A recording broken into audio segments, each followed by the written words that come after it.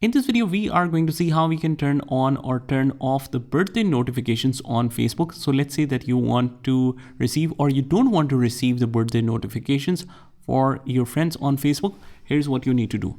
First of all, just go to the top right hand corner on the profile icon, just click on that and click on settings and click on settings again.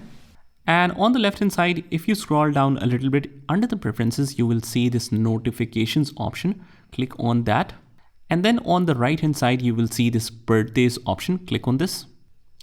And it shows allow notifications on Facebook. If you just want to turn off the notifications, you just still allow that. And where you receive these notifications, whether it's post notifications, you want to receive it on email or SMS, or you don't want to receive it altogether, you have these options here that you can toggle off or toggle on according to your preferences.